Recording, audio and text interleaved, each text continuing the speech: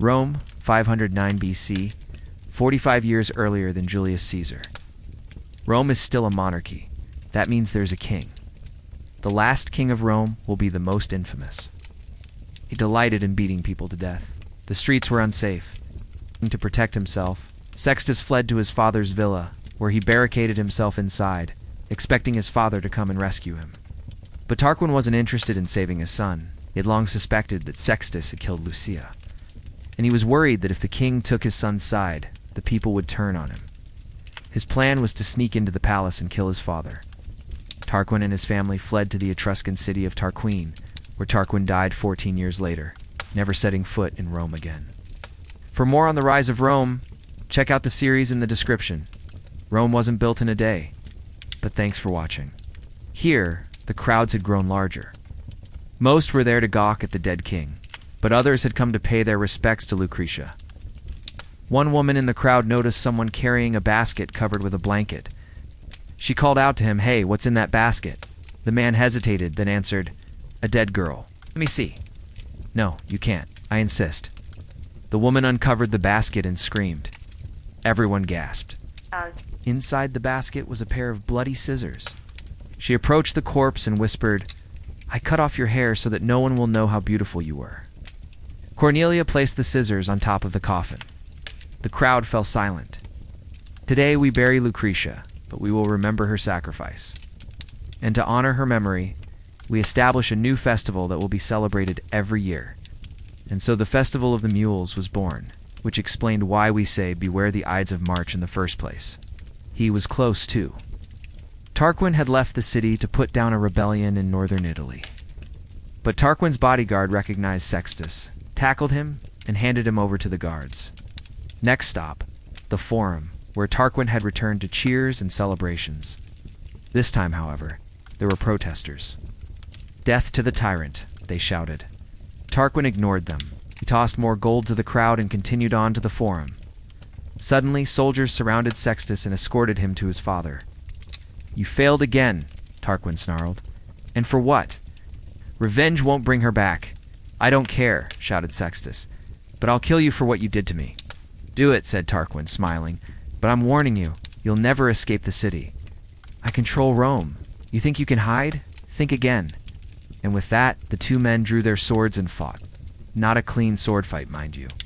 This was ancient Rome. They hacked and slashed at each other until Sextus fell, mortally wounded. He had stabbed Tarquin, but the king's armor deflected the blow. Still, Tarquin was bleeding. The wound was deep and getting worse. He staggered back, tripping over a stone. Sextus charged, slashing wildly.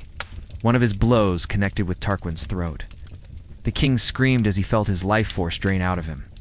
The crowd gasped as Tarquin fell to his knees. Then he looked up at Sextus and croaked, "You win." Sextus ripped off his helmet and bellowed, "Rome is free."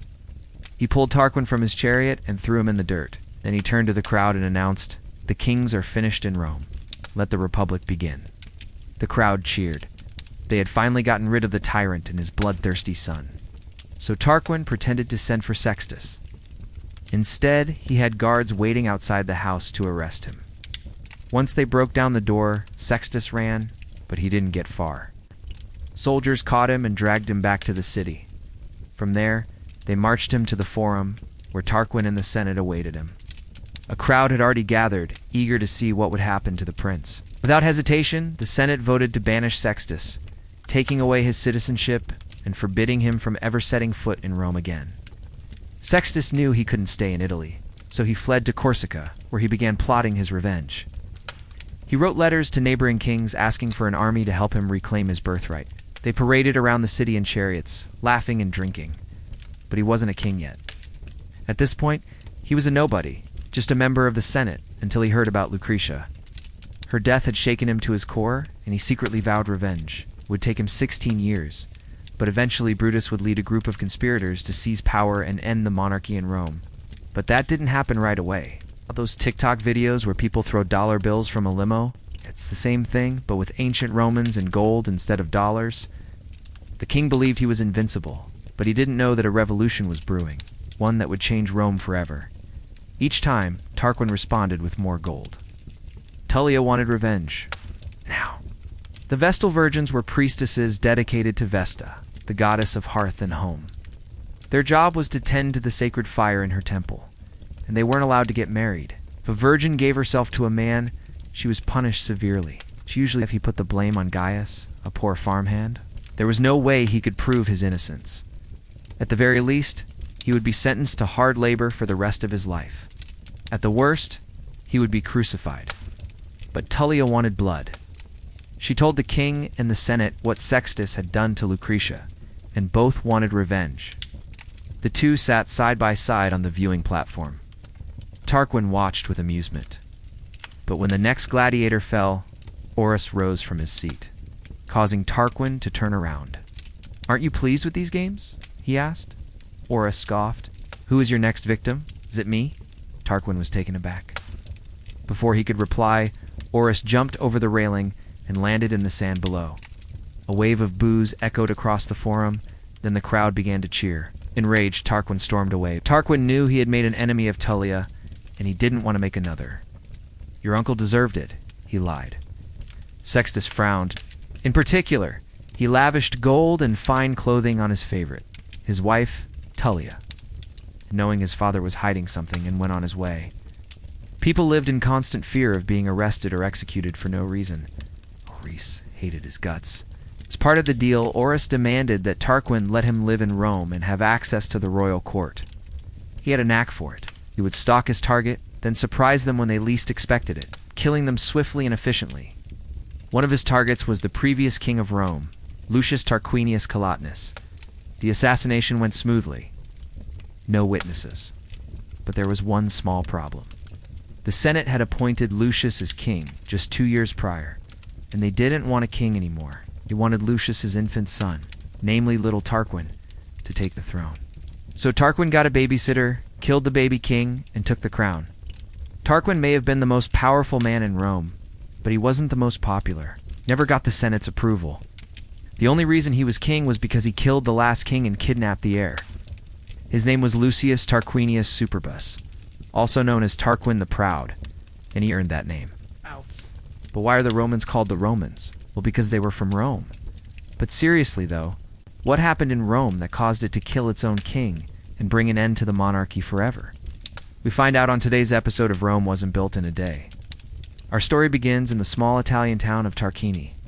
Tarquini ruled Rome for 23 years, and not with an iron fist, but with a sledgehammer. Their conflict came to a head at a gladiator game.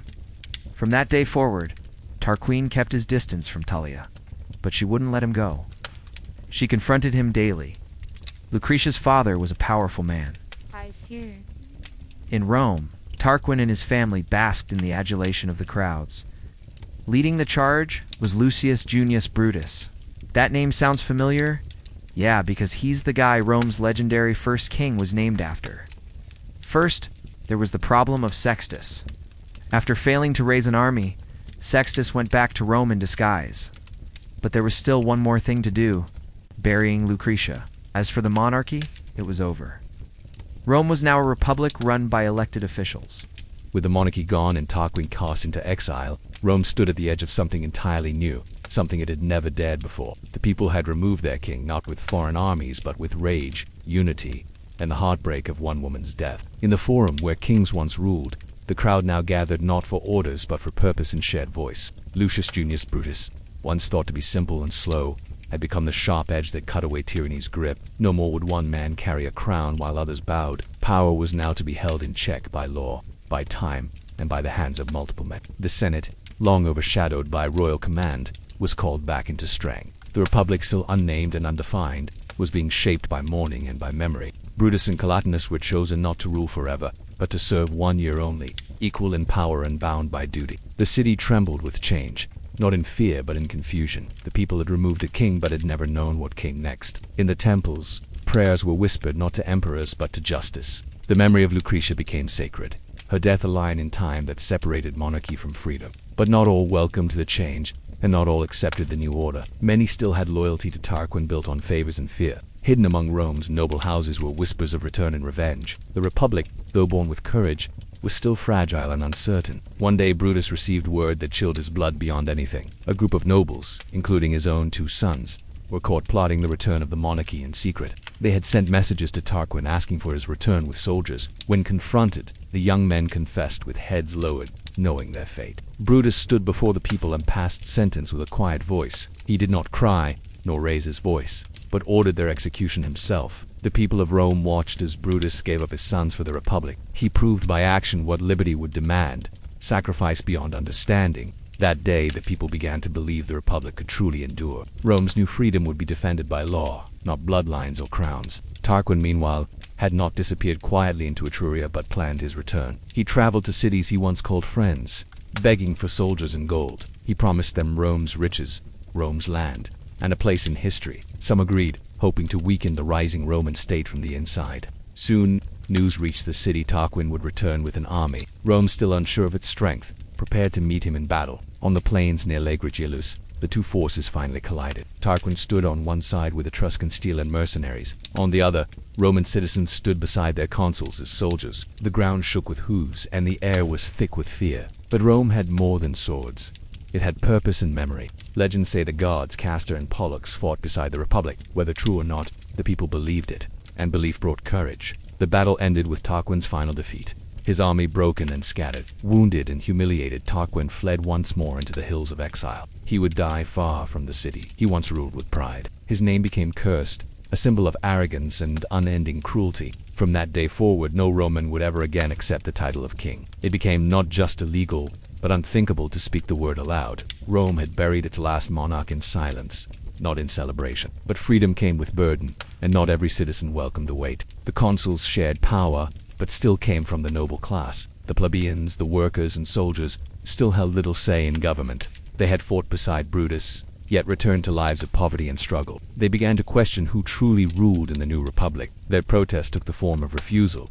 To fight, to work, to yield. They marched to the sacred mount, a peaceful exodus demanding recognition. Rome panicked without its laborers, without its army, without its heart. The Senate, under pressure, granted a new position, tribune of the plebs. These tribunes would protect the rights of common citizens against injustice. They could stop laws, veto actions, and call leaders to account. It was not perfect, but it was the beginning of shared power. Slowly, the idea of Rome shifted, not just land, but people. Citizens began to feel ownership of the republic they fought to defend. New laws were carved in stone, placed in the forum for all to read. No longer were laws whispered by nobles. Now they were public. Rome had become more than a city. It had become a promise, and yet enemies still circled her, testing this fragile new dream. The Volsci attacked from the hills, and the Sabines from the valleys. Rome responded not with desperation, but with organized resistance and discipline. Her legions were made of farmers and merchants, yet trained like warriors. Each man knew he defended not a king's wealth, but his own family. Victories came slowly, carved one field at a time with sweat and blood. Defeats came too, and taught the Republic to adapt, to improve, to endure. It was in these early wars that Rome found its rhythm of conquest. It did not conquer with fire alone, but with roads, bridges, and law. Towns that resisted were punished, but those who joined were rewarded. Rome grew through force and invitation, binding enemies with alliances and citizenship. The Republic did not just survive the fall of its kings. It evolved, grew, hardened, and prepared itself for centuries of expansion. Its foundation was not in stone alone, but in stories like Brutus's. The people remembered the execution of his sons as a sacred lesson. That Rome was more than family, more than tradition, more than fear. It was an idea that power belongs not to one man, but to many, shared and tested, held only by the worthy. The Forum, once a place of royal decree, became a center of dialogue. Debates replaced orders, votes replaced fear, law replaced arbitrary punishment. And in the quiet of early mornings, Rome felt different than before. Markets opened, people gathered, statues of old kings slowly in their place rose memorials to liberty, virtue, and duty. Temples were built for concord and justice, not just for war gods. Rome had discovered the strength not just of arms, but of principle. Though storms still gathered, and ambition never vanished from men's hearts, the Republic remained defended not only by walls, but by belief. A belief that began with a woman's death and a father's grief. A belief that lived in Brutus's eyes as he gave the order. A belief that echoed in every stone of the rebuilt Forum.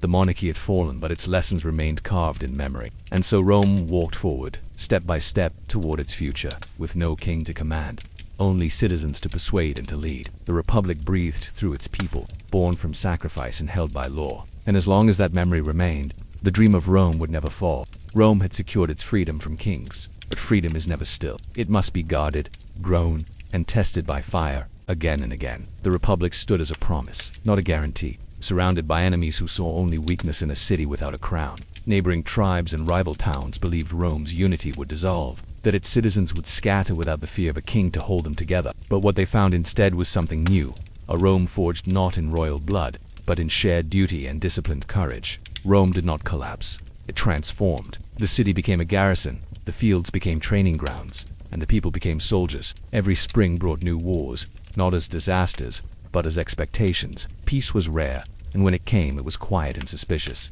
Young men trained not only to survive battle, but to hold the line for something greater than themselves. For the Republic, for the memory of sacrifice. The early Roman legions were not yet perfect, but they were relentless. They moved together, fought together, and refused to die alone. One man's shield protected another, one soldier's courage fed the whole line. And through this unity, Rome found something stronger than any weapon. It was not victory that made Rome feared. It was the refusal to be broken, even when everything seemed lost. Out of this era of constant war rose one of Rome's earliest legends, the farmer general, Lucius Quinctius. He was no nobleman draped in jewels, no thirst for glory in his veins, only calloused hands, an honest name, and a love for his land. When Rome faced a foreign invasion and its consuls floundered, the Senate turned to Cincinnatus and gave him full emergency power. He left his plow in the dirt, accepted the title of dictator, and took command of the desperate Roman army without ceremony. In less than 3 weeks, he crushed the enemy, restored peace to Rome, and returned home without asking for reward or a single coin. He laid down absolute power and went back to his field, reminding Rome that greatness was not in keeping power, but in giving it back. Cincinnatus became more than a man. He became an idea, the idea that power is meant to serve, not to rule. His story was carved into the soul of the Republic, told to every child, recited by senators, whispered during storms of ambition. Other heroes followed. Horatius at the bridge became a symbol of Roman defiance, holding off an army alone while his comrades destroyed the crossing. He stood, wounded and surrounded, until the last beam fell, then jumped into the river and swam back to the city he saved. Rome did not worship gods of comfort. It honored those who stood still when everyone else ran. These stories were not just legends. They were guides, shaping how generations of Romans thought about duty, sacrifice, and citizenship. To be Roman was not about birthright. It was about what you were willing to endure for the city, for the Republic. In every training field and battlefield, Rome taught its sons one truth, that no single man was Rome, but every Roman carried its name. Even as the city grew, as its borders stretched beyond the hills and rivers, this belief remained firm. Rome is stronger together, or not at all. Rome's legions were not born elite. They were shaped, sharpened, and perfected through defeat, blood, and endless discipline. Men fought side by side not for glory, but because the man next to them carried their fate in his shield arm. Rome's wars were not clean, nor swift, but they were purposeful. Each one taught something. How to hold ground, how to build loyalty, how to turn loss into knowledge. Villages that resisted were crushed. Villages that surrendered were embraced. Slowly, the map turned red with Roman law and Roman roads. Rome began to understand something the world had not yet learned. That victory is not just about winning battles, but about what you build afterward. Every road stretched from the heart of the Republic. Every stone told its enemies, "We are not leaving, we are becoming you." And with every victory, the line between citizen and soldier began to blur. To serve Rome in war was to earn a voice in peace. This was no longer just a city. It was a machine of loyalty, sharpened by stories and held together by blood and memory. But expansion came with a price. Power creates ambition. Ambition creates cracks. And even Rome could not grow without strain. Commanders returned from war more popular than the consuls who sent them. Soldiers followed generals, not politicians, and the seeds of imbalance were planted. Still, for now, the system held. Rome's strength was not in perfect peace, but in constant movement and constant purpose. Hurt people believed in the Republic because they had bled for it. Its values were real. Its stories were alive. Even in grief, Romans stood taller because they had chosen this path. Not because a king told them to, but because they believed it was right. The city still echoed with old fears, but its eyes were fixed forward, and every stone laid in its road carried that forward motion. Rome was no longer defending itself. It was defining itself. One war, one law, one promise at a time. The Republic was still young. Its enemies still circled, but its heart was unshaken. It beat not with crowns, but with voices. Not with silence, but with structure. Not with fear, but with fierce memory. And so it moved onward, past the ghosts of kings and toward the shape of empire. Not yet in name, but already in soul. Rome had conquered its neighbors one by one, not through fire and plunder alone, but by offering something far more dangerous: inclusion with structure and defeat with reward. Towns that once stood proudly on their own now sent soldiers to fight under the Roman banner, drawn not just by fear, but by the chance to share in Rome's destiny. The Republic's most brilliant tactic was not the sword, but the alliance, a web of loyalty forged through treaties, roads, and promises that Rome rarely broke. Each new ally brought more soldiers, more taxes, more labor, and more sons ready to fight and die with Roman discipline. Rome absorbed cultures, languages, and local gods without erasing them, allowing people to remain themselves while slowly becoming Roman in mind and method. As the city expanded, it did not just gain land. It multiplied its will, giving rise to an unstoppable engine of conquest and control. But not all regions submitted easily, and high in the central mountains of Italy, stubborn people called the Samnites would test Rome like never before. The Samnites were fierce warriors, tribal and independent, proud of their valleys and strongholds, skilled in ambush and terrain warfare. Rome had never faced such a stubborn and capable enemy in open conflict, and the war that followed would shape its entire military future. At first, Rome underestimated the Samnites, sending standard legions into unfamiliar terrain, only to suffer devastating losses in narrow mountain passes. One of the most humiliating moments in early Roman history came at the Codin Forks, where an entire Roman army was trapped and forced to surrender without a fight. The Samnites made the Roman soldiers pass under a symbolic yoke, a ritual of utter submission, forcing even consuls to bow in shame. Back in Rome, the people were shaken, not just by the loss, but by the insult. A stain on Roman pride that could not be ignored or forgotten. Rather than collapse in fear, Rome reacted the only way it knew how, by rebuilding, retraining, and returning to the battlefield with even greater force.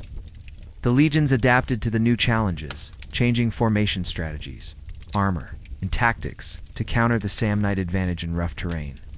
No defeat went to waste in Roman culture. Every loss was dissected, studied, and transformed into preparation for the next engagement.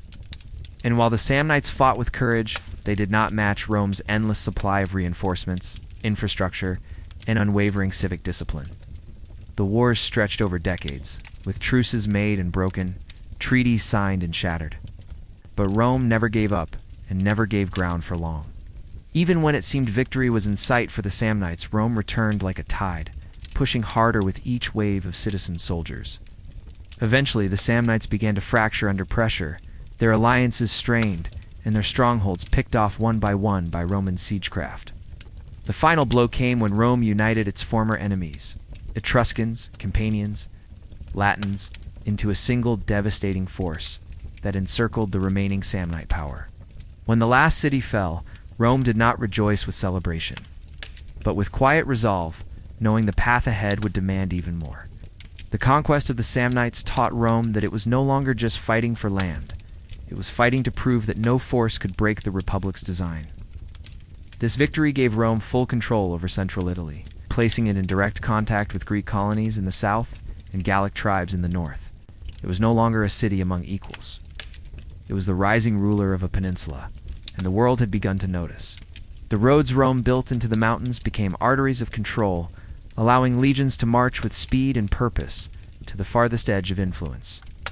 Military colonies were established in strategic areas filled with veterans who could both defend and Romanize the region with custom and law. Every brick laid by Roman hands expanded not just territory, but identity. The idea that to be Roman was to live under order, justice, and strength. The Senate began to function less like a city council and more like a war board, directing armies across hundreds of miles with incredible efficiency. Rome's system of shared citizenship and military service bound the Republic together tighter than any empire that had come before it. A man from a conquered village could fight in the Roman army, earn land, and one day see his son sit in the forum as a citizen. This ability to transform enemies into allies made Rome more dangerous than any sword and more enduring than any wall. But even as the Republic grew stronger, new threats loomed over the horizon. Not just armies, but wealth, ambition, and pride. Victory brought gold, and gold brought corruption. Generals returned from campaigns drunk on power and cheered by their soldiers more than their senate. and in the shadows of Rome's marble columns, new ambitions began to grow, quiet and subtle at first. But with the weight to shake the Republic itself, for now, though, the Republic held firm, driven by memory, held by law, and guarded by its ever-present, ever-prepared legions. With the Italian peninsula nearly under complete Roman control, the question was no longer if Rome would rule, but how far it would reach. The Greek cities of southern Italy, fearful of Roman strength, called for help from across the sea, summoning a foreign king named Pyrrhus of Epirus. Pyrrhus, cousin of Alexander the Great, crossed the Adriatic with elephants in hopes of carving his own empire on Italian soil. His army was brilliant, trained in the Macedonian style, and his tactics were unmatched by anything Rome had seen before. At Heraclea and Asculum, he won battle after battle, but at a price so heavy he whispered, "One more victory like this, and I am lost." Rome had been bloodied but not broken, and while Pyrrhus sailed home with his reputation intact, Rome remained in place, unmoved and undefeated in will. Soon after, the Greek cities in the south opened their gates to Rome, not because they were conquered, but because they saw no other way forward. Now, the entire Italian peninsula bowed to Roman command, and the Republic looked outward across the sea and saw opportunity. To the west lay Carthage, a rich and ancient city built on trade, wealth, and a powerful navy that ruled the western Mediterranean. Rome and Carthage had been allies, but peace is a mask that rarely lasts between two powers growing in the same direction. Tension grew over control of Sicily, a land caught between both empires, where mercenaries, pirates, and shifting loyalties would ignite the first true global war. What followed would be the Punic Wars, a series of conflicts that would test Rome in ways it had never known before. But before war could begin, Rome would need ships, something it had never mastered, something Carthage believed was beyond the Republic's reach.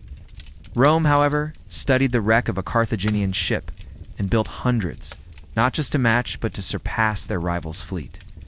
Once again, it was not brilliance that set Rome apart, but discipline, adaptation, the tireless will to overcome what others considered impossible. Rome's rise was no longer a local story. It was becoming a Mediterranean storm, slow to start, but impossible to stop once in motion. And the Republic, forged in the fire of kings, betrayal, and war, now stood at the threshold of becoming an empire in everything but name. It had faced rebellion, humiliation, invasion, and ambition, yet always emerged stronger, reshaped, and more determined. The Samnite Wars had proven that Rome could endure decades of war without breaking, that every defeat only sharpened its future victories. And the conquest of Italy had shown the world that Rome was not just another power, but the beginning of something greater than history had yet seen. As the legions marched south, west, and soon across the sea, they carried more than weapons. They carried an idea. The idea that Rome was inevitable, not because it was destined, but because it refused to stop. And while its enemies looked for glory or peace, Rome looked only to continue. Forward. Always forward. Let me know if you'd like to move into the First Punic War next, or focus on Carthage and Hannibal's rise, setting the stage for the most iconic rivalry in ancient history. Rome had claimed the Italian peninsula, not with prophecy or miracles, but with a method so exacting that even failure became a kind of forward motion, by absorbing, adapting, and unifying its former enemies. Rome had become not only dominant on land, but also surrounded by new challenges that required an entirely different kind of warfare. To the south and across the sea stood Carthage, a rich and ancient city of Phoenician descent, with its harbors filled with gold grain and ships. Ships that glided over the Mediterranean like arrows drawn across glass. Carthage did not rule by conquest as Rome had, but by commerce, by clever treaties, by strong ports, and an unmatched navy that had no equal west of Greece. Where Rome expanded through legions and law, Carthage expanded through contracts and coins, spreading its influence across islands, coasts, and trade routes that tied Africa, Spain, and Sicily into one network of control. For a time, the two powers had coexisted, like lions in separate territories, sniffing the edges of each other's reach. Aware that peace could not last forever, the island of Sicily was the fuse, a land divided by mercenaries, Greek colonies, native tribes, and the ambitions of both Rome and Carthage.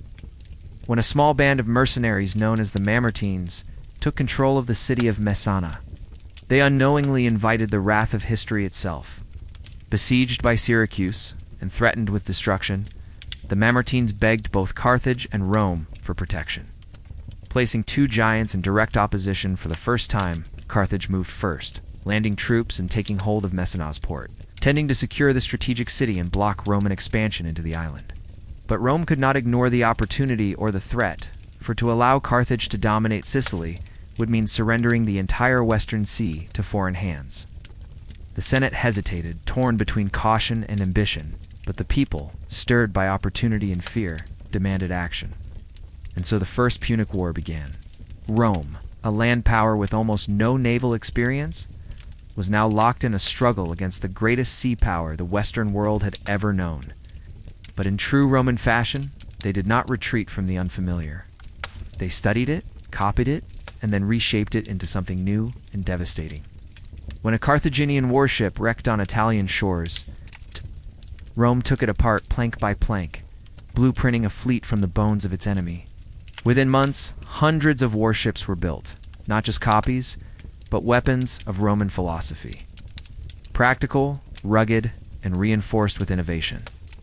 To counter Carthaginian speed and maneuverability, Rome added boarding bridges called corvus, turning sea battles into infantry engagements where Roman discipline could dominate. Naval warfare, once foreign and untested, became an extension of the Roman battlefield, and soon the Republic had a navy to rival its legions. Battles raged across the waters around Sicily, with victories hard won and losses even harder endured. But always with Rome returning, learning, adjusting, surviving. At Mylae, Rome's first major naval victory shocked the world, proving that its sea legs had grown quickly and that the Republic could bleed Carthage where it was strongest. Yet the war was long and brutal, stretching for over 2 decades, draining both nations of wealth, soldiers, and stability as Sicily became soaked in centuries of blood. Carthage used mercenaries, fierce warriors from Africa, Spain, and Gaul, paying them in gold to die for its ports and trade. Rome used citizens, farmers, craftsmen, sons of the Republic, who died not for payment, but for something they believed belonged to them. The difference mattered. In the mud of war, loyalty outlasted coin, and the will to endure outlasted tactical brilliance alone. When storms wrecked fleets and campaigns failed, Carthage hesitated and counted the cost, while Rome built new ships and tried again.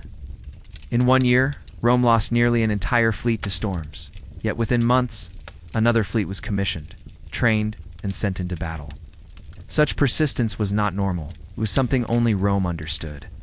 The idea that loss meant learning and delay was only a test of patience. After years of fighting, the final confrontation came at the Battle of the Eugates Islands, where Rome's navy decisively crushed Carthage and forced them to sue for peace. The Treaty of Lutatius ended the war, but its terms were heavy. Carthage would leave Sicily, pay a massive indemnity, and recognize Roman supremacy over the island.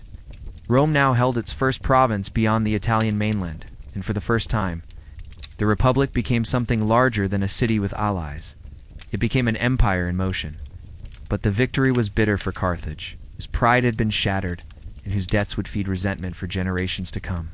Among those watching silently in the aftermath was a boy named Hannibal, son of Hamilcar Barca, who had fought in the war and swore to raise his son with one sacred command.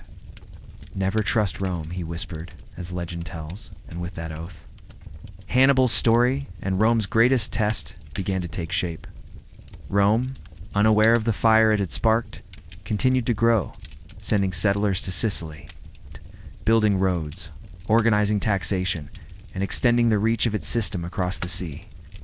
Trade flowed through Roman ports, taxes enriched the Republic, new governors administered justice in the name of laws that stretched farther with each passing year. But peace would not last.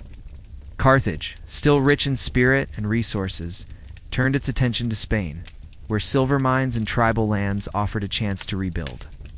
There, the Barcid family, led by Hamilcar, then Hasdrubal, and eventually Hannibal, carved out an empire of their own, fierce and independent from Roman oversight.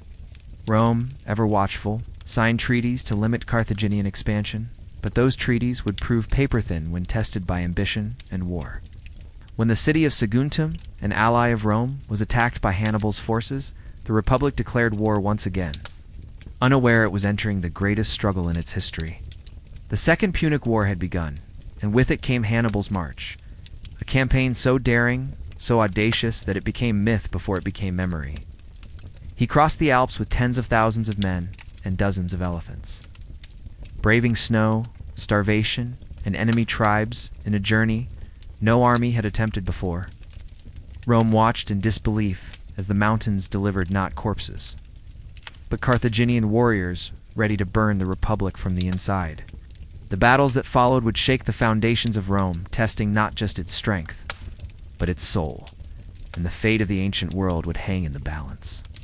Hannibal had crossed the Alps not just to fight Rome, but to reshape history with every step of his boots sinking into snow and stone. His army, ragged from cold and hunger, descended from the mountains like ghosts come to reclaim something lost in fire and blood. They had seen the peaks swallow friends and elephants alike. But what remained was forged in ice, sharpened by fear, and driven by a promise made long ago. The people of northern Italy had never seen anything like it. A foreign army materializing from cliffs and clouds, speaking strange tongues and bearing the look of vengeance. Rome did not expect war to come from the sky, but it had. The legions marched north, confident and proud, eager to crush the invader before he took his first breath in the plains. But Hannibal did not come to lose quickly. He came to unmake Rome piece by piece, soul by soul, at the river Trebia. He baited the Romans into crossing icy waters at dawn, their armor heavy with cold, their bellies empty from haste. Hannibal waited with hidden men in the reeds, and when the Roman line broke from cold and confusion, he crushed them beneath a rain of hooves and spears. The river turned red that day, and the survivors staggered back south with the first true taste of what Hannibal could do. Yet Rome did not fall. It never fell with a single blow. It regrouped, retrained, and placed its hope in new consuls, believing still in its destiny to dominate. But Hannibal was already moving again, gliding south like a storm that never paused to rest. At Lake Trasimene, he struck again, luring the Roman army into a narrow valley walled by mist and hills. When the Romans entered, confident in their numbers, he signaled, and thousands of hidden men emerged from the slopes. They fell upon the legions like wolves in a trap, slicing the ranks apart before a battle line could form.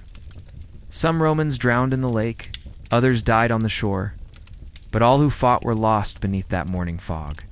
Even the Roman general was slain, leaving no command, no report, only silence and shattered shields. Still, the Republic did not surrender.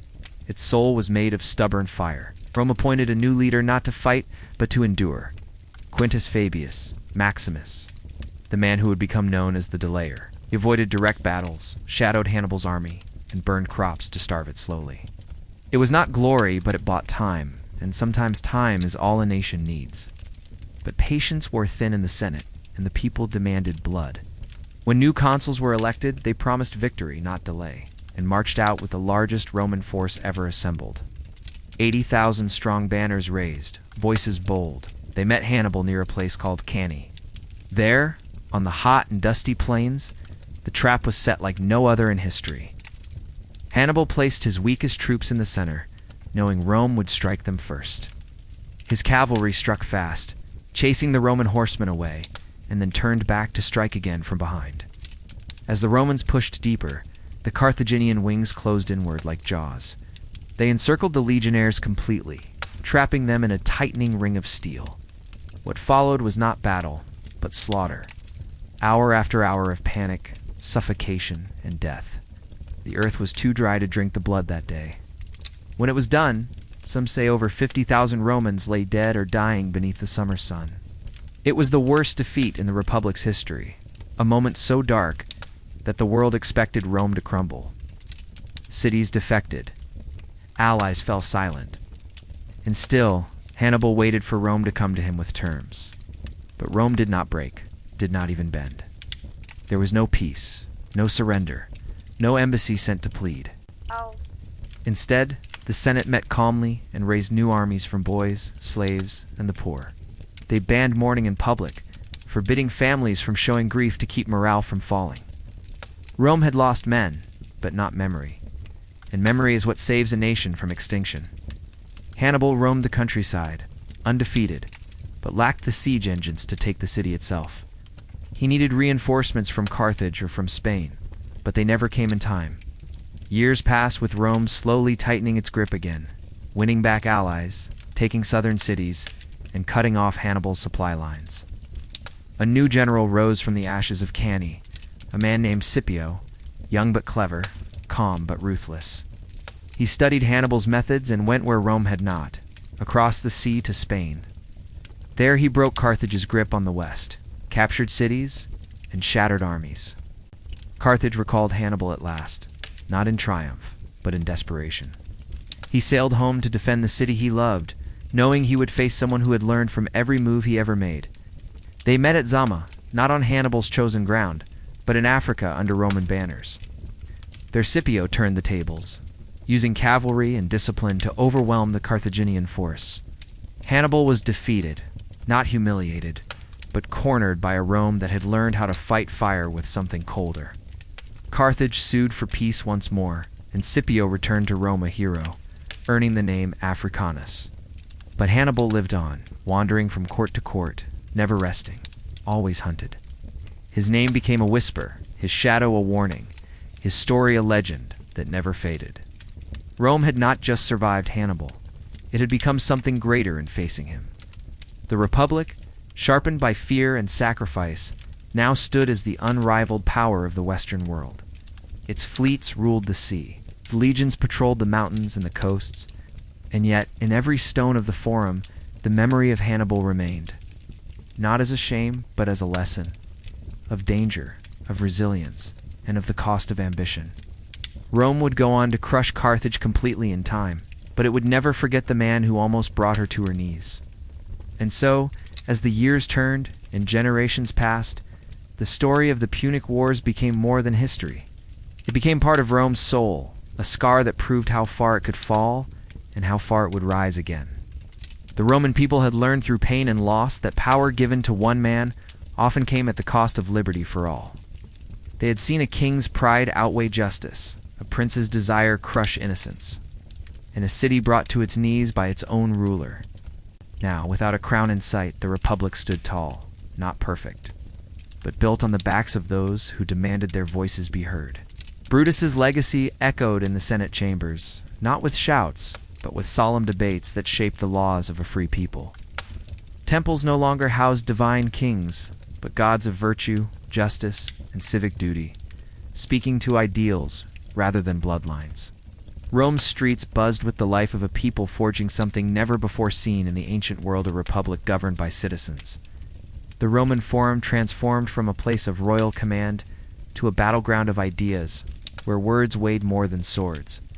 In the countryside, farmers and veterans alike returned to the plow, believing they now labored for a city that belonged to them. Trade flourished as merchants felt secure in a land no longer bent to the will of a single man. Schools of rhetoric and law began to rise, teaching the youth that their minds could shape Rome as much as their arms. But freedom was not self-sustaining, and enemies watched the Republic with both curiosity and envy. The Etruscans, once allies and kings, now became rivals, probing the Republic's borders for weakness. In response, Rome called upon its citizens to form militias, men who laid down their tools to take up arms when duty called. These citizen soldiers did not fight for pay or plunder, but for the preservation of a way of life rooted in shared governance. Rome's military might was no longer a king's hammer, but a people's shield, wielded in defense, not conquest. As new enemies emerged, from hill tribes to ambitious city-states, Rome adapted not by bending, but by building. They fortified roads, crafted outposts, and wrote treaties with ink and iron alike, binding neighbors to their cause or silencing them with resolve. Every loss taught the Republic a new lesson. Every victory tested its unity, and every generation handed down the stories of sacrifice and strength. Legends of Horatius at the bridge and Mucius Scævola's burned hand became more than tales. They became blueprints for courage. The Senate grew bolder, experimenting with power-sharing structures, checks, and temporary dictatorships when war threatened stability. Meanwhile, The plebeians pressed for more rights, pushing against the limits of tradition and elite privilege. They demanded land reforms, debt forgiveness, and legal transparency, not with riots, but with marches and boycotts. Rome responded not with repression, but negotiation, creating the 12 Tables laws carved in bronze for all to see. These laws gave form to justice and made every citizen, rich or poor, subject to the same rule. It was a radical idea in a world where birth usually defined fate. Now in Rome, a commoner could stand in court protected by law and defended by voice. Of course, inequality did not vanish, and patricians still held the reins of wealth and status. But the framework was set, and through this frame, Rome would eventually stretch across continents. Alliances were formed through marriage, contracts, and shared enemies, bringing new tribes under the Roman banner. Sometimes through battle, often through diplomacy, Rome turned foes into federated friends. The Republic began to see itself not just as a city, but a system worth spreading. And so expansion began slow at first, then accelerating with each generation born into the Roman ideal. Young men dreamed not of crowns, but of consulships and glory earned through service. The Republic became a school of ambition, where the talented could rise regardless of ancestry. Names like Cincinnatus and Camillus entered the annals of history, men who wielded power only to return it with humility. They proved that greatness in Rome was measured not by how long one ruled, but how honorably one stepped away. Even as the Republic expanded its borders, it struggled with its soul, debating what it meant to be Roman. Citizenship was extended in stages, carefully, to those who embraced Roman customs and law. This flexibility became its strength, weaving conquered people into the Roman fabric instead of casting them out. Rome's enemies noticed, too, that to resist Rome was to stand against a relentless tide of discipline, law, and belief. Its legions walked not like mercenaries, but as symbols of an idea carried on sandal and shield. When cities fell to Rome, their walls were replaced with roads, their gods with temples to Roman virtues. Conquered peoples found their sons joining the legions, their daughters marrying Roman citizens, their homes part of a new map. Not every province welcomed this future, but many came to prefer order to chaos, rights to whim, Rome to anarchy. As provinces multiplied, so did governors, tasked with upholding Roman law far from the capital. These officials brought with them scribes, judges, soldiers, and a sense of belonging to something vast and ancient. Yet at home, Rome continued to grapple with the old tension between privilege and equality. The tribunes of the plebs became powerful defenders of the people, blocking unjust laws and giving voice to the voiceless. Conflicts still erupted over land, trade, representation, but they were battled in courts and assemblies, not in the streets. This was Rome's magic, turning violence into process, rage into debate, ambition into service. Even foreign visitors were amazed, writing of a people who feared kings more than death. And truly, they did. The very word rex became cursed, an accusation more deadly than any blade. No man dared to claim it, lest he be torn down by the same people who lifted him. Power was rented, not owned, borrowed from the people, and returned with duty. The annual elections were sacred, not just ceremony, but testament to trust. Rome had become not just a place, but an idea, and that idea was infectious. To be Roman was to believe in something larger than tribe, larger than family. It meant being willing to serve, to speak, to die for something greater. And yet, within that strength lay the seeds of its future struggle. As generations passed, the Republic grew heavier with its own success. New classes of elite emerged, wealthier than kings, wielding influence without titles. Corruption crept in quietly, as old traditions bent under the weight of ambition. But that, too, was part of the Roman story: to rise, to struggle, to endure. For now, the Republic held, built on sacrifice, on law, on memory, and every stone of the Forum whispered of the day when a king fell and the people rose. They walked those stones every day, carrying bread, ideas, dreams. As long as they remembered why the kings were cast down, Rome would remain free. A city with no throne, only a people who chose their own path. The Republic was young, but it had already become something immortal, an example. And across the hills, rivers, and seas, others would soon learn that Rome was not to be ruled, but joined. The Roman people had learned through pain and loss that power given to one man often came at the cost of liberty for all. They had seen a king's pride outweigh justice, a prince's desire crush innocence, and a city brought to its knees by its own ruler. Now, without a crown in sight, the Republic stood tall, not perfect, but built on the backs of those who demanded their voices be heard. Brutus's legacy echoed in the Senate chambers, not with shouts, but with solemn debates that shaped the laws of a free people. Temples no longer housed divine kings, but gods of virtue, justice, and civic duty, speaking to ideals rather than bloodlines. Rome's streets buzzed with the life of a people forging something never before seen in the ancient world, a republic governed by citizens. The Roman Forum transformed from a place of royal command to a battleground of ideas, where words weighed more than swords. In the countryside, farmers and veterans alike returned to the plow, believing they now labored for a city that belonged to them. Trade flourished as merchants felt secure in a land no longer bent to the will of a single man. Schools of rhetoric and law began to rise, teaching the youth that their minds could shape Rome as much as their arms. But freedom was not self-sustaining, and enemies watched the Republic with both curiosity and envy. The Etruscans, once allies and kings, now became rivals, probing the Republic's borders for weakness. In response, Rome called upon its citizens to form militias, men who laid down their tools to take up arms when duty called. These citizen soldiers did not fight for pay or plunder, but for the preservation of a way of life rooted in shared governance. Rome's military might was no longer a king's hammer, but a people's shield wielded in defense, not conquest. As new enemies emerged from hill tribes to ambitious city-states, Rome adapted, not by bending, but by building. They fortified roads, crafted outposts, and wrote treaties with ink and iron alike, binding neighbors to their cause or silencing them with resolve. Every loss taught the Republic a new lesson. Every victory tested its unity, and every generation handed down the stories of sacrifice and strength. Legends of Horatius, at the bridge in Mucus, Scavola's burned hand, became more than tales.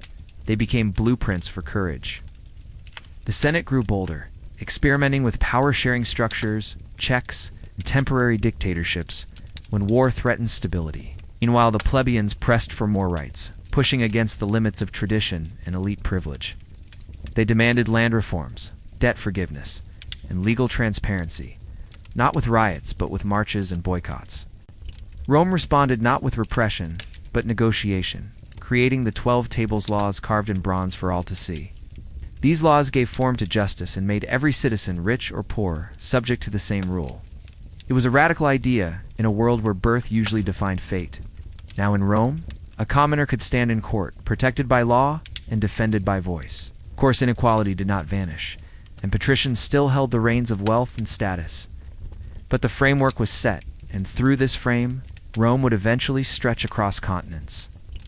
Alliances were formed through marriage, contracts, and shared enemies, bringing new tribes under the Roman banner. Sometimes through battle, often through diplomacy, Rome turned foes into federated friends. The Republic began to see itself not just as a city, but a system worth spreading. And so expansion began slow at first, then accelerating with each generation born into the Roman ideal. Young men dreamed not of crowns, but of consulships and glory earned through service. The Republic became a school of ambition, where the talented could rise regardless of ancestry. Names like Cincinnatus and Camillus entered the annals of history, men who wielded power only to return it with humility. They proved that greatness in Rome was measured not by how long one ruled, but how honorably one stepped away. Even as the Republic expanded its borders, it struggled with its soul, debating what it meant to be Roman. Citizenship was extended in stages, carefully, to those who embraced Roman customs and law. This flexibility became its strength, weaving conquered people into the Roman fabric instead of casting them out. Rome's enemies noticed, too, that to resist Rome was to stand against a relentless tide of discipline, law, and belief. Its legions walked not like mercenaries, but as symbols of an idea carried on sandal and shield. When cities fell to Rome, their walls were replaced with roads, their gods with temples to Roman virtues. Conquered peoples found their sons joining the legions, their daughters marrying Roman citizens, their homes part of a new map. Not every province welcomed this future, but many came to prefer order to chaos, rights to whim, Rome to anarchy. As provinces multiplied, so did governors, tasked with upholding Roman law far from the capital. These officials brought with them scribes, judges, soldiers, and a sense of belonging to something vast and ancient. Yet at home, Rome continued to grapple with the old tension between privilege and equality. The tribunes of the plebs became powerful defenders of the people, blocking unjust laws and giving voice to the voiceless. Conflicts still erupted over land, trade, representation, but they were battled in courts and assemblies, not in the streets. This was Rome's magic, turning violence into process, rage into debate, ambition into service. Even foreign visitors were amazed, writing of a people who feared kings more than death. Truly they did. The very word rex became cursed, an accusation more deadly than any blade. No man dared to claim it, lest he be torn down by the same people who lifted him. Power was rented, not owned, borrowed from the people and returned with duty. The annual elections were sacred, not just ceremony, but testament to trust. Rome had become not just a place, but an idea, and that idea was infectious. To be Roman was to believe in something larger than tribe, larger than family. It meant being willing to serve, to speak, to die for something greater. And yet, within that strength, lay the seeds of its future struggle. As generations passed, the Republic grew heavier with its own success. New classes of elite emerged, wealthier than kings, wielding influence without titles. Corruption crept in quietly, as old traditions bent under the weight of ambition. But that, too, was part of the Roman story: to rise, to struggle, to endure. For now, the Republic held, built on sacrifice, on law, on memory. And every stone of the Forum whispered of the day when a king fell and the people rose. They walked those stones every day, carrying bread, ideas, dreams. And as long as they remembered why the kings were cast down, Rome would remain free. A city with no throne, only a people who chose their own path. The Republic was young, but it had already become something immortal. An example. And across the hills, rivers, and seas, others would soon learn that Rome was not to be ruled, but joined. Even as this new Rome settled its roots deeper into the ground, it looked outward to the lands beyond Latium with curiosity and growing ambition. Neighboring tribes like the Aqui and the Volsci continued their raids, testing the Republic's resolve with fire and spear. Rome answered with discipline, mobilizing its citizen legions, not as tools of vengeance, but as guardians of peace hard-won. Veterans taught the young how to stand shoulder to shoulder in phalanx formation, where unity was more powerful than rage. Battles were not merely fought for victory, but for survival, for the idea that liberty required constant defense. Rome built colonies in contested lands, not just to claim soil, but to plant loyalty. With each new victory, the Republic became more confident, and with confidence came vision. The Latin League, once a coalition of mutual aid, grew tense under Rome's rising dominance. Some cities welcomed Roman strength, others resisted it, fearing the loss of their autonomy. Rome offered terms first, roads second, and only lastly the sword if all else failed. Some accepted citizenship, others were absorbed through treaties and shared religion. The roads of Rome stretched farther now, lined with milestones and guarded by patrols who knew the language of justice. Markets flourished in these connected towns, and young men from former enemy tribes proudly wore the crested helmets of Roman soldiers. The Senate debated fiercely how far to extend these offers, some fearing dilution of Roman virtue. But others argued that the strength of Rome came not from blood, but from its ability to shape others into Romans. In this constant tension between tradition and inclusion, the Republic found balance, though never comfort. Every new campaign brought wealth, but also the danger of ambition growing unchecked among generals. Still, for now, the system held firm, grounded in ritual law and the myth of shared power. As legions returned home, veterans claimed small farms granted by the state, and their stories inspired the next generation. Children learned not only to farm, but to speak well, to debate, to dream of holding office. They saw that Rome was not built in a day, nor held by a sword alone. It was crafted with ideas, sacrifice, roads, and rituals, all bound together by memory and identity.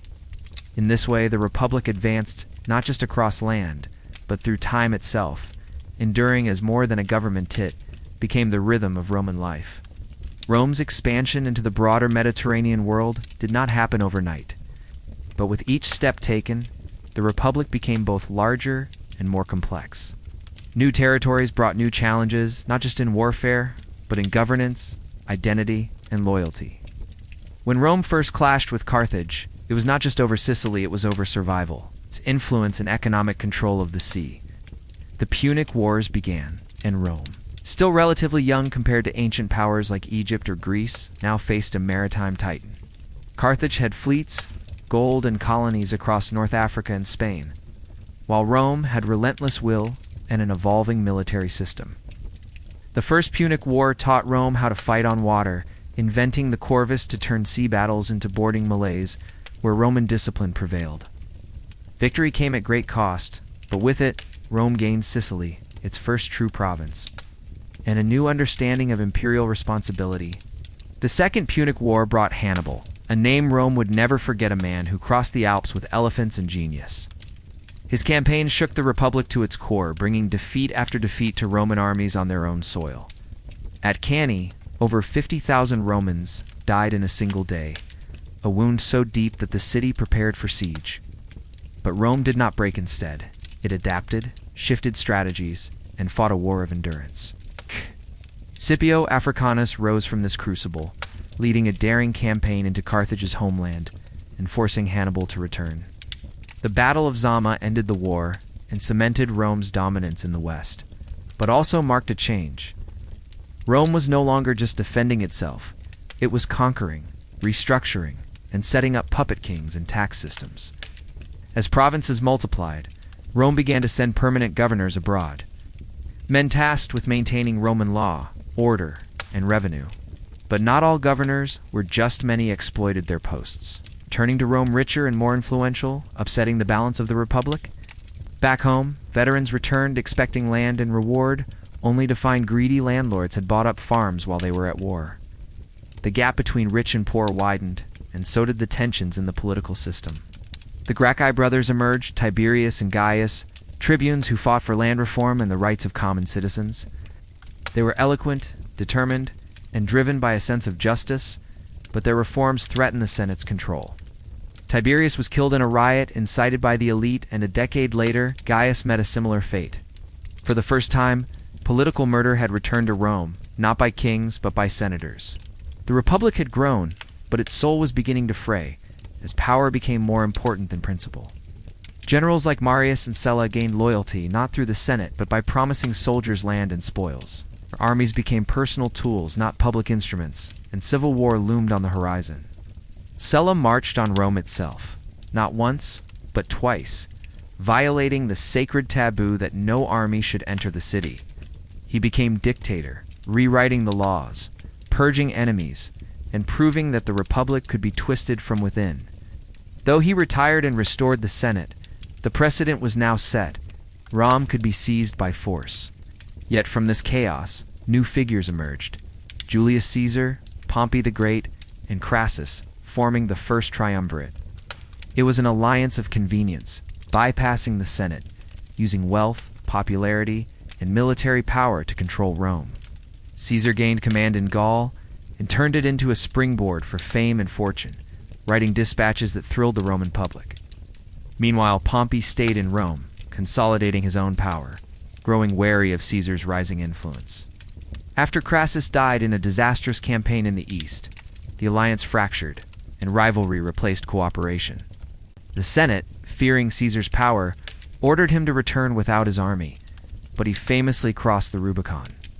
It was not just a river, it was a line of no return, a declaration of war against the Senate itself.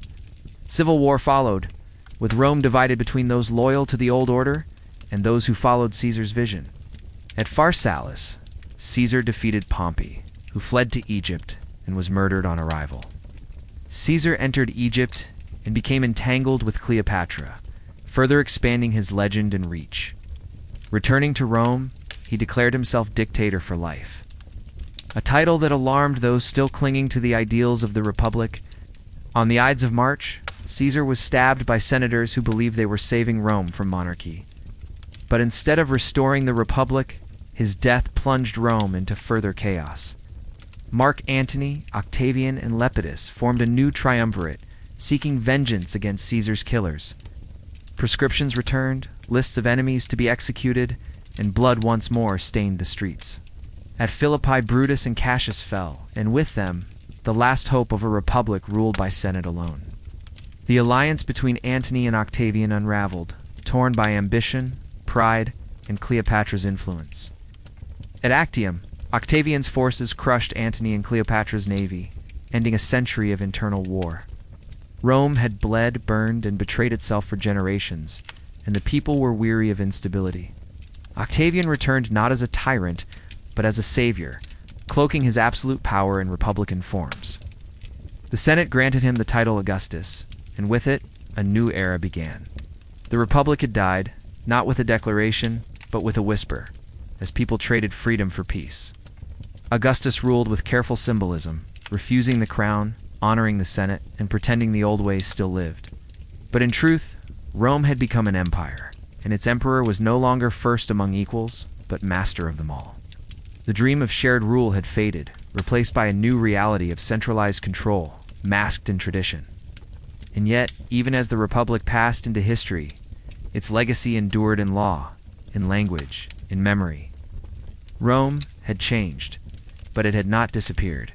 Its spirit would echo through every empire that followed. The next phase of Rome's story would be written not by senators and tribunes, but by emperors, generals, poets, and martyrs. From the ashes of the Republic, the Roman Empire now stood, vast, powerful, and eternal in its ambition. The empire Augustus built was not born from peace, but from exhaustion. Forged in the silence after generations of civil war and held together not by hope alone, but by the calculated will of a man who understood Rome better than anyone alive. He knew that Romans would never accept a king, so he became something else: princeps, the first citizen. Modest in title, but supreme in power, a man who ruled from behind the curtain of tradition while shaping the destiny of the known world. Under Augustus, roads reached further than ever, stretching like veins across continents, connecting cities and peoples who had once stood against Rome and now paid taxes under its banner. The legions no longer fought each other but marched under the eagle standard into Germania, Spania, and beyond, carrying not just weapons but law, language, and order to the farthest edges of civilization. In the capital, marble replaced brick, and temples rose like monuments to memory, glory, and divine favor, each one whispering the promise of eternity. But even as Augustus proclaimed a golden age, he knew what shadows lingered behind the polished stone and choreographed processions. Power must be maintained, not merely inherited. And already cracks formed behind the scenes as generals grew restless and heirs uncertain. After his death, Augustus was declared a god, and the system he left behind, the Principate, would become the template for generations of rulers. Some would try to emulate his subtlety and control, while others would burn with madness, cruelty, or ambition too large for the fragile balance he created. Tiberius, his stepson, inherited the throne with suspicion and cold restraint, ruling with fear rather than charisma, retreating from Rome into self-imposed isolation. Caligula followed, a young emperor corrupted quickly by absolute power, remembered not for triumphs but for chaos, extravagance, and a reign so strange it blurred the line between myth and history. Claudius came next, unexpected and underestimated, a stammering scholar who expanded the empire into Britannia and proved that Rome's strength could come from wisdom as much as will. Then came Nero, whose name would echo through time as a symbol of decadence, fire, and tyranny, though even his rule began with promise before collapsing into paranoia and disaster. With Nero's death, the Julio-Claudian dynasty ended, and the empire faced its first real test of survival without a clear heir, plunging into the year of the four emperors, a time when legions chose rulers and Rome itself held its breath. Galba, Otho, Vitellius, and finally Vespasian each claimed the purple in rapid succession. But only Vespasian endured, founding the Flavian dynasty and restoring order through discipline and construction, including the iconic Colosseum that still stands today. His sons Titus and Domitian continued the legacy, with Titus remembered for compassion during tragedy, like the eruption of Vesuvius, while Domitian ruled as an autocrat, feared, and eventually assassinated.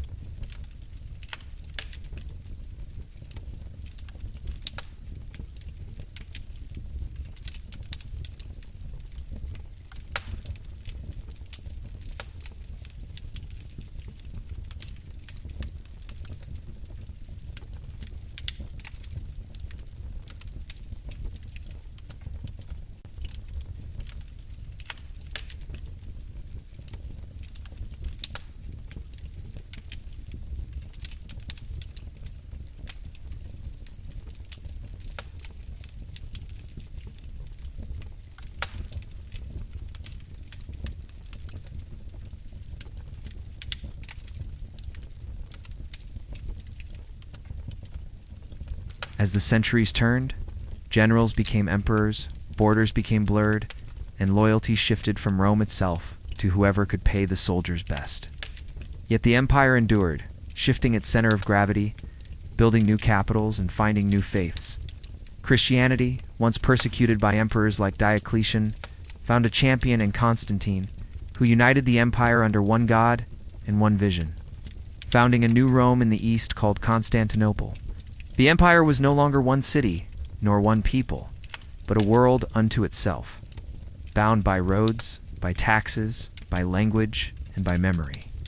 And through every change, every crisis, every triumph, every betrayal, the story of Rome grew deeper, stranger, and more eternal. Republic had died, the emperors had risen, and now, centuries later, the empire stood not as a single force, but as a living contradiction, fragile yet immense, violent yet ordered, pagan yet Christian, decaying yet immortal.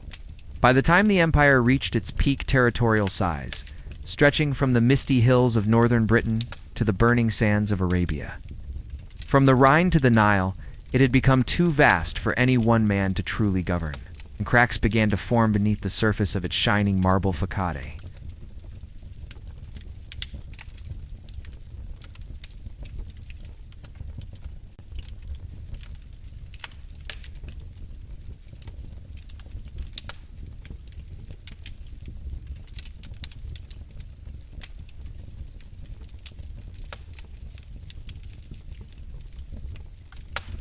Meanwhile, in the east, Persian Empire stirred, and in the north, the tribes of Germania, long held at bay by rivers and walls, became restless and bolder. The legions, though still feared, were stretched thin across vast frontiers, guarding borders that no longer seemed secure and defending emperors who changed with alarming speed. Civil wars became common, not because of rebellion, but because of ambition. Generals crowned themselves in one province, while emperors in Rome struggled to respond before the next challenger appeared. The empire adapted as best it could, splitting into halves under Diocletian, who ruled the east while Maximian governed the west, an attempt at stability through shared power.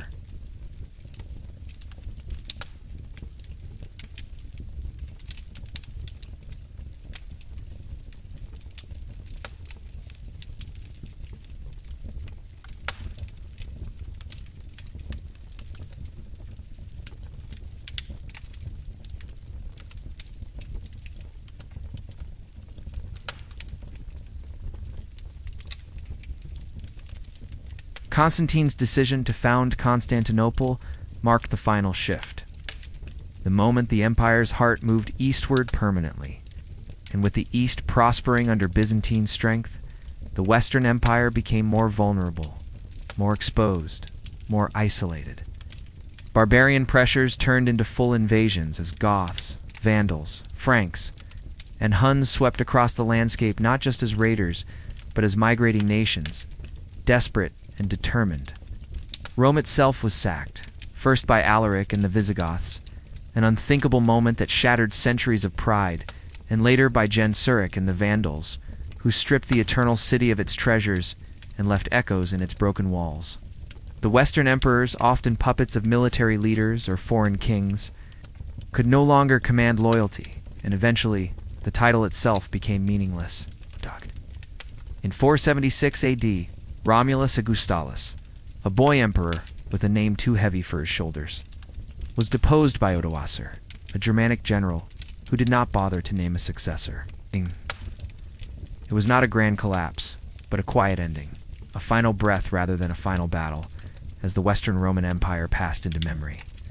But the Eastern Empire, later called the Byzantine Empire, endured, preserving Roman law, tradition, and culture for nearly another 1,000 years, even as the West descended into what later generations would call the Dark Ages.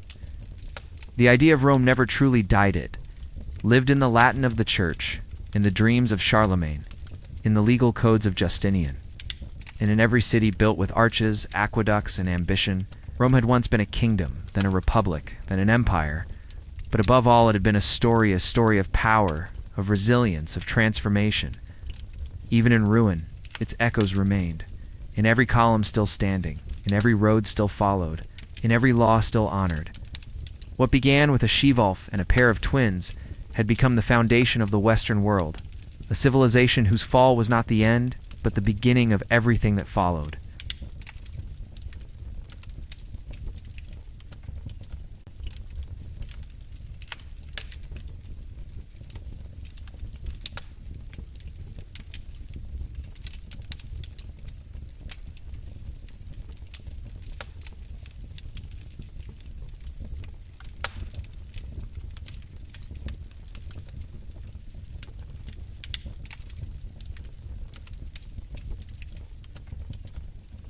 In its golden age, Constantinople gleamed with marble and gold, a city of learning, trade, and holy visions. Rising at the crossroads of Europe and Asia, like a bridge between worlds, Justinian, perhaps the most iconic of Byzantine emperors, dreamed of reconquest, of restoring Rome's former borders, and for a time, under the command of his general Belisarius, it seemed possible. Italy was retaken, parts of North Africa reclaimed, and old glory flickered anew. But at immense cost, both in treasure and blood, Justinian's greatest legacy would not be his military victories, but his codification of Roman law, a monumental achievement that preserved centuries of legal thought in a single body of work that would later inspire the foundations of modern justice systems. Yet even as the empire persisted in name and culture, the world around it continued to change. New threats emerged to robe caliphates, expanding with zeal and speed. Bulgars pressing from the north, later the relentless rise of the Seljuk Turks. Religion became both a shield and a sword. With Christianity splitting into Eastern Orthodox and Western Catholic traditions, and emperors now found themselves not only warriors and rulers but defenders of doctrine.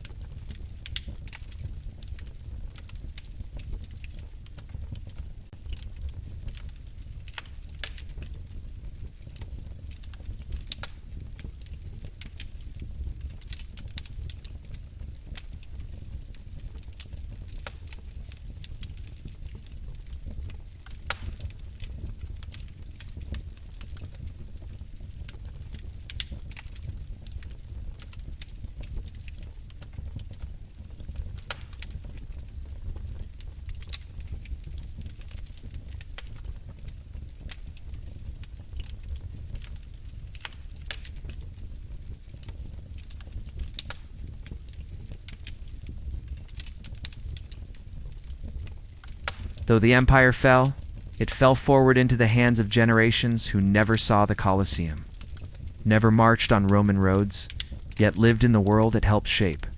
And so, even today, Rome is not gone, remains in the pillars we build, the words we speak, the histories we cherish, and the laws we uphold.